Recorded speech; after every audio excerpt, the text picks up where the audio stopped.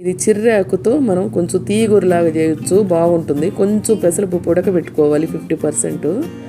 దానికి ఎక్కువ టమాటాలు, ఒక 2 పచ్చిమిర్చి, అల్లం తెల్లగడ్డ కచ్చా పక్కగా దంచుకోవాలి. పట్టా చెక్క, ఎర్రగడ్డలు, కొత్తిమీర, ఉప్పు, కారం, కొంచెం కారపొడి, పసుపు పొడి. ఇదండి దీనికి కావాల్సిన ఐటమ్స్. ఒక 10-15 మినిట్స్లో అయిపోతుంది. పెసరపప్పు ఉడకబెట్టుకోవాలి, కొంచెం జీరా తీసుకోవాలి. తర్వాత ఇప్పుడు మనం కడాయిలో ఆయిల్ వేసి ఫస్ట్ జీరా వేసుకోవాలి, చూసారు కదా. తర్వాత కొంచెం ఎర్రగడ్డలు. అన్నంలోకి చపాతీలోకి చాలా బాగుంటుంది, చాలా టేస్ట్గా ఉంటుంది అనమాట. ఇప్పుడు మనం ఒక పచ్చిమిర్చి 1-2 కారం తగ్గట్టు వేసుకోండి. చెప్పా కదా, పట్టా చెక్క, లవంగ అవి 2 వేసుకోండి. పట్టా అన్న చెక్క అన్న ఒకటే. సోపు కచ్చా పక్కగా దంచుకున్నటువంటి ఒక అల్లం తెల్లగడ్డ పేస్ట్, ఎక్కువ అవసరం లేదు, మంచి స్మెల్కి, టేస్ట్ పర్పస్కి. తర్వాత కొత్తిమీర కూడా వేసేయండి. ఆ స్టీమ్కి మీకు కనపడకుండా ఉందేమో. తర్వాత కొత్తిమీర కూడా వేసి బాగా ఫ్రై చేయండి. ఇంకా టమాటాలు మొత్తం వేసేయండి.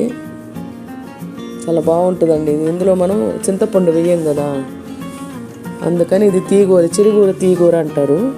చాలా బాగుంటుంది. ఇప్పుడు ఉప్పు, పసుపు, మిరప్పొడి మనకు తగినంత మొత్తం వేసేసుకోండి. అన్నంలోకి చాలా బాగుంటుంది. కొంచెం నెయ్యి వేసుకుని తిన్నారంటే ఇంకా బాగుంటుంది.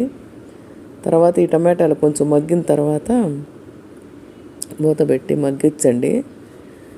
కొంచెం అన్నీ మెత్తబడతాయి, చూసారు కదా. ఇక్కడ అనగానే ఇది అయిపోయేటట్టుగా మెత్తబడతాయి. ఇప్పుడు మనం దీనికి ఆకుకూరలు మొత్తం క్లీన్గా కడిగి సన్న కొమ్మలు కూడా వేసుకోవచ్చండి. చెరుకూర అంత టేస్ట్గా ఉంటుంది. కొంతమంది ఉట్టి ఆకులు వేస్తారు, లేత కాడలు కూడా వేసుకోవచ్చు. ఇప్పుడు మనం సగం ఉడకబెట్టుకున్న పెసరపప్పు ఉంది కదా, ఆ నీళ్లు ముందు పోయండి. ఇది కొంచెం బాగా ఉడికిన తర్వాత అప్పుడు వేద్దాం పెసరపప్పు.